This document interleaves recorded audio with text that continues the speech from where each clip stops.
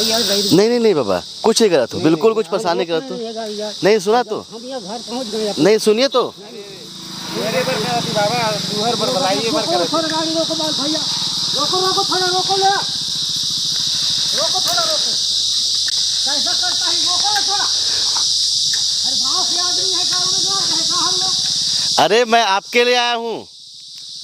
उस बच्चे को देखा होगा, उसके पैर में चप्पल नहीं है, उसके साथ में उसके पिताजी या दादाजी नहीं पता कौन थे, उनके पैरों में भी चप्पल नहीं थी। सोचिए इतनी कड़ी धूप है, गर्मी का मौसम है, मैं पिंडरा निकल रहा था और उस बीच में मैंने देखा कि दो छोटी सी बच्ची है, करीब 3 से 4 साल की बच्ची है, उसके पैरों पे जूते नहीं हैं, आप समझिए चप्पल नहीं है। इसलिए मैं बार बार कहता हूँ कि जो नेता है वो आपके बच्चों को दंगाई बनाएंगे और अपने बच्चों को ऑक्सफोर्ड में पढ़ाएंगे। समझिए उस गरीबी का आलम, डर रहे हैं मुझसे। मैं उनसे बात करना चाह रहा था, उनसे चाह रहा था कि कुछ बात कर लूँ, उनके लिए कुछ लेके दे दूँ।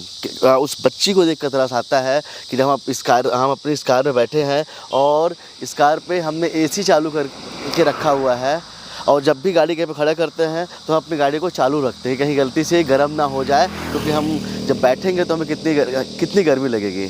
अब समझिए ये बच्ची, छोटी सी बच्ची, 3 साल की बच्ची, तरस आता है ऐसे बच्चों को देख के कि हम अपनी सरकारों पे कितना भरोसा करते हैं। वो कितना डर रहे हैं, वो चीख रहे हैं, उनको लग रहा है कि मैं किडनैप करने वाला हूँ। इसलिए वो मदद मांग रहे थे, वहाँ पर गाड़ी वाले जा रहे थे कि उनको लगा कि कहीं ना कहीं मैं छोटी सी बच्ची को किडनैप कर लूँगा। समझिए क्या हालात हैं इस देश के। समझिए कि हम कौन से विकसित भारत की बात करते हैं, उस विकसित भारत की बात करते हैं जिसमें हम छोटे छोटे बच्चों को, 3 साल के बच्चों को एक चप्पल नहीं पहना सकते। समझिए ये कहाँ जा रहे हैं मुझे बिल्कुल नहीं पता, कहाँ से आ रहे हैं मुझे बिल्कुल भी नहीं पता। रास्ते मुझे मिले, मैंने देखा तो मुझे लगा कि आगे एक शहर, छोटा सा कस्बा आने वाला है, पसान उसको बोला जाता है। तो मुझे लगा कि मैं कम से कम उस बच्ची के लिए एक चप्पल तो खरीद के दे दूँगा। लेकिन आपने देखा ना किस तरह से वो बात नहीं कर रहे हैं, किस तरह से वो चीख रहे हैं, चिल्ला रहे हैं। और हम बोलते हैं कि हमारा भारत महान, हम विकसित भारत की बात करते हैं, हम स्मार्ट सिटी की बात करते हैं, लेकिन आप समझिए कि ग्राउंड लेवल पे क्या हकीकत है, ग्राउंड लेवल पे क्या हालात हैं। शर्म तो आती होगी और ऐसे नेताओं को भी शर्म आनी चाहिए जो बोलते हैं कि हम गरीबी हटा देंगे, हम गरीबों के लिए काम करते हैं, हम गरीबों के लिए हमने ये कर दिया, वो कर दिया। इस भरी गर्मी में समझिए कि हम जब यहाँ पर खड़े हैं तो हमें गर्मी लग रही है, छोटी सी बच्ची पैदल चल रही है, बिना चप्पल के चल रही है। तो एक बार कम से कम आप लोग भी समझदार बनिए, एक बार जाति और धर्म का चश्मा उतार दीजिए, धर्म से अपनी छाती चौड़ी मत कीजिए। देखिए हालात को, समझिए इस हालात को कि हम किस भारत पे रह रहे हैं और हमें क्या करने की ज़रूरत है, हमें कैसे लोगों को सामने लाने की ज़रूरत है, कैसे लोगों की मदद करने की ज़रूरत है। चलिए हम अगर ये हमसे जो दादाजी हैं बात करते, हमारे साथ डालते, तो हम निश्चित तौर पर मैंने सोचा था कि मैं कम से कम इस बच्ची को एक कपड़े और एक स्लीपर तो मैं दूंगा ही दूंगा। लेकिन सोचिए कितना खौफ है उनके अंदर पे, कितना दर्द है, कितना डर है। ये डर किसने बैठाया, ये डर उनके अंदर में किसने डाला, जबकि वो कहीं ना कहीं जो दादा थे वो कम से कम 65 साल के थे, तब भी उनके अंदर पे डर कहाँ का है।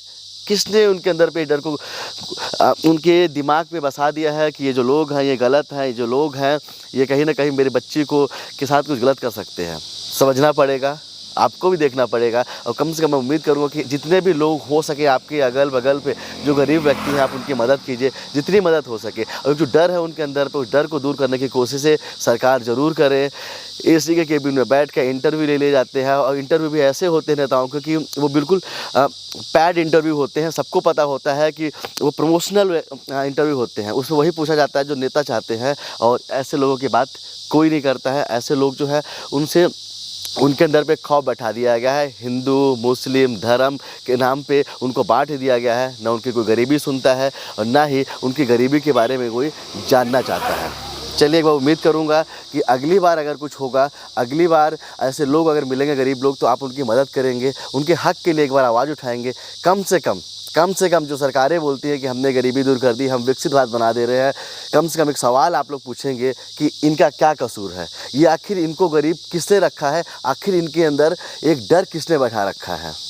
चलिए फिर से आपसे अपील करूँगा, जितने भी हमारे लोग हैं, जितने भी हमारे दर्शक हैं, कि आप ऐसे लोगों का डर दूर करेंगे, कम से कम उनके लिए आवाज़ उठाइएगा। जैसे एक कुनबा है, एक कुछ ऐसे लोग हैं अभी भी हमारे देश में जो आवाज़ उठाते हैं। मैं चाहूँगा कि हम सब मिल के ऐसे लोगों के हक़ की बात करें। कम से कम जो नेता चाहते हैं वैसे ना बने, हम इंसानियत सीखें और कम से कम इंसानियत के लिए आगे आएँ। कैमरामैन अखिल के साथ अब तक के लिए मैं सुनील शर्मा। जय हिंद।